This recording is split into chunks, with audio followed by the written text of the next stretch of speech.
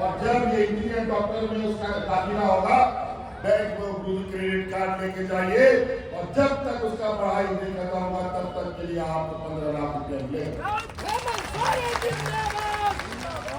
और जब तक पूरा नहीं होगा और आपको पैसा भी वापस नहीं करना है और कोई बंधक भी नहीं रखना है, खाली कार्ड लेके जाओ और बच्चों का भविष्य उज्जवल बनाने का काम करो।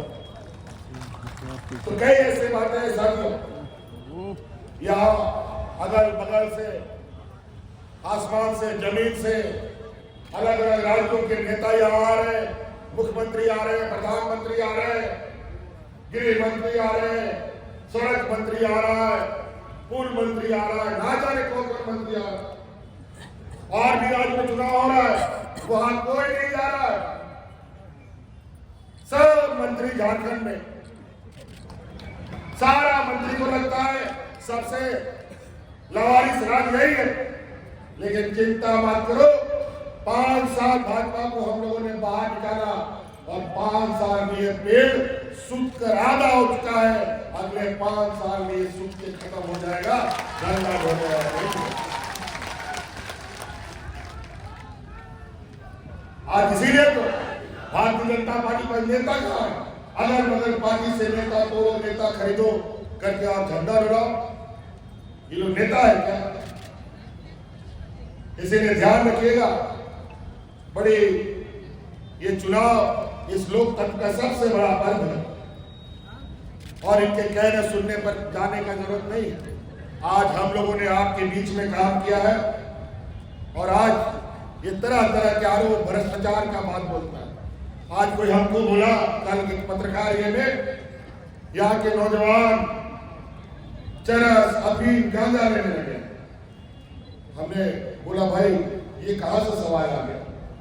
एक नौजवान से हमने देखा, एक नौजवान ये सवाल पूछा, मैंने बोला बताओ ये चरस गांजा अफीम जो हमारे नौजवान के हाथ में जा रहा है, ये चरस गांजा अफीम मिलता कहां है?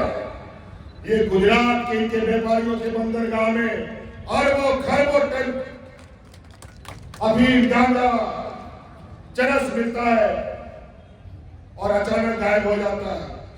कोई ईडी सीबीआई नहीं, कोई इनकम टैक्स नहीं, कोई पूछने वाला नहीं। वो बंदरगाह से निकला हुआ नशीला पदार्थ ये पूरे देश में सप्लाई करने का काम कर रहे हैं। ये इनका हालत और भ्रष्टाचार हम लोग को बोलते हैं। आज देश की सारी जो हमारे पूर्वजों का संपत्ति था, बना के रखा था, इस देश का जो सरकारी संपत्तियां थी, चाहे रेल हो, चाहे एयरपोर्ट हो, चाहे पीएसयूज हो, सारे बिक गए। और आज ये सरकारी संपत्ति बेच करके अपनी रोटी, राजनीतिक रोटी सेक रहे।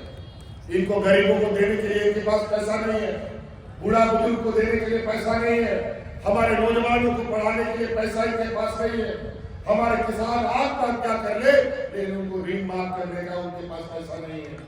लेकिन इनके व्यापारी मित्रों का अरबों खरबों रुपया माफ करने का इनके पास पैसा है। और आज इस राज्य में राज अलग होने के बाद पहली बार 2 लाख तक का किसानों का ऋण माफी हमारी ही सरकार ने किया है।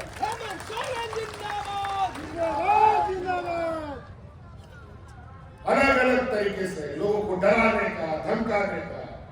हिंदू मुस्लिम ये बात करते हैं, हिंदुओं को तो डरा के रखते हैं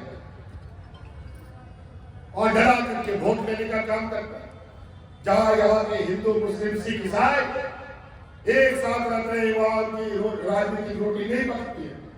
जहां लोग आपस में लड़ते हैं वहीं की रोटी पकती है।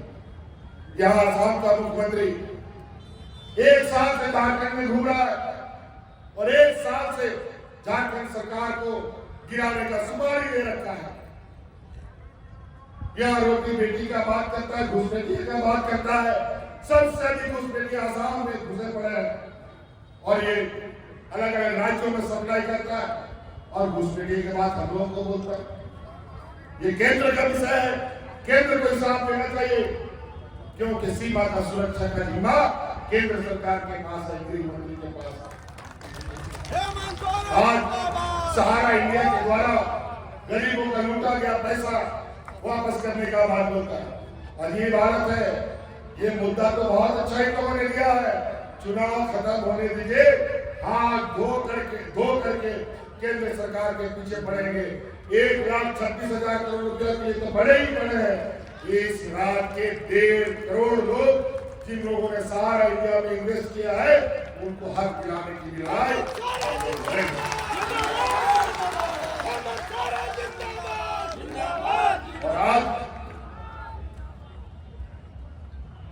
और आज बहुत सारी ऐसी बातें जो समय के अभाव में हम नहीं कह पा रहे, बाकी आप देख रहे होंगे।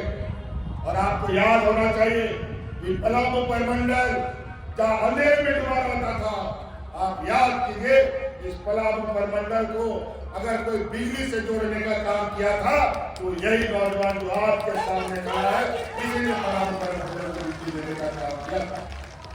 और आज यहाँ पर एक पावर प्लांट का भी बनाने का प्रस्ताव हम लोग के योजना में है। और बहुत